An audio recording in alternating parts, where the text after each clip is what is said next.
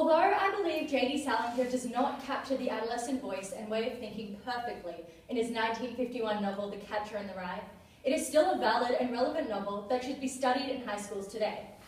Holden Caulfield, as a 16-year-old boy who struggles with issues such as depression, self-isolation, and the desire to resist change through Salinger's The Catcher in the Rye, may be studied in other forms, but not that of an accurate reflection of the adolescent voice and way of thinking, as the themes of mental illness, identity, and and resistance to change may be prevalent in the novel, but are not necessarily emotions and issues that all high school students are struggling with to the same extent that Holden depicts. Holden Caulfield is the quintessential angsty teen. He battles problems like mental illness and self-doubt every day like most teens do. As a boy, pressured by both the expectations of his fairly wealthy family, as well as society's preconceived idea of what he should be, Holden is caught between the choice to be his own person or who he is being shaped to be by society. Salinger uses deliberate settings of a wealthier perspective of America as a way to depict the idea that mental illness can affect all people of all genders, ages, and wage brackets. Holden's above-average wealth can be seen through his attendance of Pensy Prep, an elite boys' school, as well as his admittance, "I have a grandmother that's quite lavish with her dough. Even though I was pretty loaded, I figured I could always use a few extra bucks." This amount of pressure can easily be seen to have led to Holden's detrimental mental state.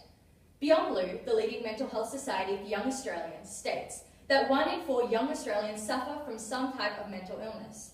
That's 5 people in this conference of 20 alone, and that's 6 million people out of the 23 million Australian population.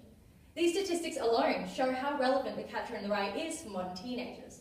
However, although these numbers prove that depression and mental illness are still a prevalent issue for young adults in modern times, Holden's coping tactics are far from normal. Through Holden, Salinger uses self-aware language and phrases, such as, "Boy, I felt miserable. I felt so depressed you can't imagine." This shows Holden's knowledge of his mental illness, and therefore proves that Holden employs extreme and unusual self-destructive behaviour, such as smoking, drinking, and wandering in dangerous cities alone, as a form of coping with his own mental illness, whereas a modern teen would be less likely to do so. This proves that Salinger's The Catcher in the Rye addresses the still prevalent issues in today's society, such as mental illness, but does not deal with them in the same way a modern teen would, making it suitable for studying in high schools today as a form of understanding ways to cope with mental illness. Who here is scared of death? It's a well-known fact that everybody dies. One day, everyone in this room will cease to exist. Holden, like many teenagers, has had to deal with the death of a family member that was very close to him, his younger brother Ali, and had not fully recovered. Holden views Ali's death as a warning sign, so as not to get close to anyone else, resulting in self-isolation and alienation. This is also seen through Holden's almost constant wearing of his red hunting hat, which is used to represent Holden's own independence and serve as a form of protection from the world and from society in general. Many modern adolescents also have to deal with the passing of close friends or family members through sickness, depression, or accidents. This, although it is more common in modern times for children to seek help after the passing of a family member or friend, many adolescents choose the same route as Holden to deal with their grief, such as isolation, lack of effort in school, and the romanticising of their lost one. This proves that although Holden employs more drastic techniques in coping with the death of a family member, many modern teens may be able to relate to his reaction of self-isolation as a form of protection. Similarly, Holden consistently uses alienation as a form of self-preservation, using the excuse of his own individuality as a reason why people do not stay with him, instead of facing the reality of his less than appropriate actions. Salinger employs irony through Holden's language choice of the word phony to describe actions. Salinger, such as lying, faking niceties, and feigning interest, that he considers commonplace and undesirable. In fact, out of the 24 characters that are named within the book, Holden considers 16 of them phonies, not to mention the characters he does not name. In direct contradiction to this, Holden essentially displays the same tendencies throughout the novel, such as lying about his age, pretending to be interested in strangers, and agreeing to a prostitute entering his room without the intent of actually engaging in sexual activities with her. Does that mean that Holden himself is a phony? This shows that Salinger's 1951 novel, The Catcher in the Rye, should still be studied in schools today, as it addresses the ways in which people can bypass their own morals in an effort to change their situation, but is not an accurate depiction of the adolescent voice and way of thinking. Holden wants things to remain the way they are forever, and tries to avoid growing up, as well as evading the responsibilities he knows he must eventually face, such as going back home, telling his parents about being expelled, and facing the reality and consequences of his actions. Throughout the novel, Holden is seen actively making elaborate plans in an effort to escape his current lifestyle, which, as he has repeatedly explained, is full of phonies.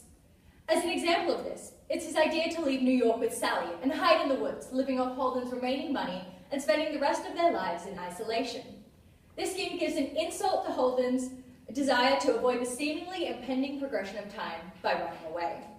Additionally, Holden employs a recurring idea of the Museum of Natural History, representing an ideal world where the progression of time does not exist, where he explains, the best thing, though, in that museum is that everything always stayed right where it was. Nobody'd move, nobody'd be different.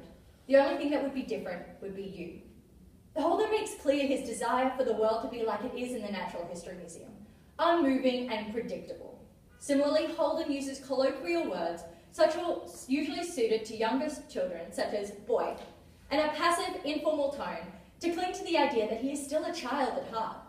Salinger reinstates this fact with the phrase, I also say boy a lot, partly because of my lousy vocabulary and partly because I act quite young for my age sometimes. This proves that The Catcher in the Rye employs a specific adolescent perspective to convey the desire to resist time and change in an effort to refuse to grow up, which may not perfectly represent all teenagers' mindsets. As you can clearly see, although I believe J.D. Salinger does not capture the adolescent voice and way of thinking perfectly in his 1951 novel, The Catcher in the Rye, it is still a valid and relevant novel that should still be studied in high schools today. Salinger gives an insight through his interpretation of the teenage mind coping with mental illness, self-isolation, and resistance to change, making it an appropriate novel for young adults to study in schools today, as a way of understanding a specific point of view in relevance to an unusual series of events in a bygone time.